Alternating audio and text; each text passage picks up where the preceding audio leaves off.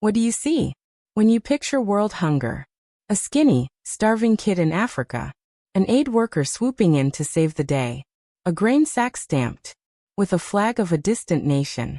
Now picture something else. A farmer harvesting fresh crops, secure in the knowledge that they will feed local school children, instead of disappearing at a throwaway price to a volatile market. Bustling kitchens across Kenya, serving thousands of meals daily, powered by clean energy, and run by local women. A mother contributing to her child's lunch with a tap of a wristband. Now, the world has long treated hunger as a crisis that Africa suffers and the West solves. But what if Africa had the blueprints to feeding the future? I was raised in a home where generosity was a way of life. My parents were healthcare workers and church leaders, and that meant they were always willing to help, even when we didn't have much ourselves. I'll tell you a story. My dad once sold our TV, the only TV we had, to help someone who needed the money. It sounds so altruistic now, but as a kid, I was really pissed at that. And I'm kind of still pissed at it. Our home was never really just ours. There was always someone staying with us. Someone who they just could not turn away. But that spirit shaped me. When I started a school lunch program, I was a 21-year-old university student, trying to help kids in my community of Ruiru, a town that's outside of Nairobi, the capital of Kenya. Back where I grew up, kids in my neighborhood did not end up like me. While I went to school, well-fed, ready and able, they went to class on empty stomachs. And as a result, many of them were held back, and others dropped out.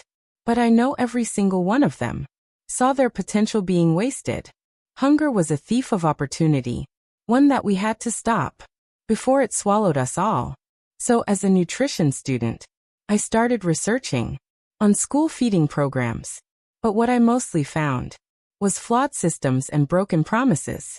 Across Africa, a lot of the food supply was run by foreign organizations, and it was aid-based. They relied on warehouses full of imported food, sidelining local producers, and not involving local communities or governments. Elsewhere in the West, where school meals were almost universal, they had issues of their own. Programs relied on processed foods and complex supply chains that were harmful to the environment and local economies. At home in Kenya, outside a few targeted programs, a few schools provided kids meals, but it was often expensive and inefficient. Schools would often require parents to pay in advance, which was inconceivable for low-income families. Quality was also an issue. With high incidences of spoilage and contamination. So I stopped. Looking for the perfect model and the people around me. That was a start of Food for Education, an African-led and locally run solution. Education/Fine Focus Product Funds to ending childhood hunger. School feeding programs have existed for hundreds of years. It's one of the most bankable social safety nets a society can offer.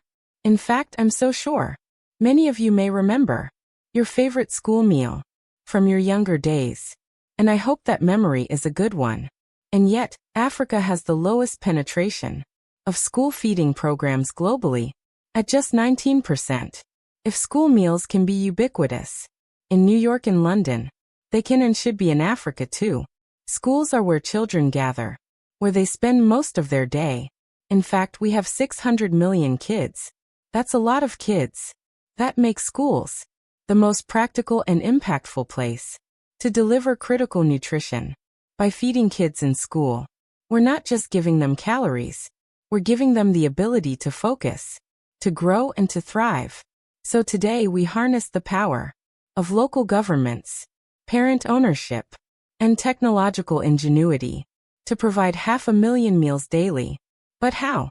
School feeding programs have long struggled with global supply chains, so it was obvious to us that we needed to work with local smallholder farmers. On every plate, there are ingredients that have been harvested in the most recent season, making our meals fresh, nutritious, delicious, and supporting Our local economies. Mary, a supplier from my hometown, now provides us 10,000 times the number of bags of beans than she provided to us in 2012. Her first delivery to us was with a motorbike. Her latest, 65 trucks. I love that for her. Our meals are cost efficient, at just 30 cents, making it Kenya's most affordable and nutritious meal. Parents contribute a subsidized amount, and kids just tap to eat. Our kitchens are built for scale, and better for the planet. We have built Africa's largest green kitchen in Nairobi, feeding 60,000 kids a day. But the key to this work is working hand in hand with government. Although it's hard, as a truly African and local organization, we've been able to partner with our government for long-term sustainability.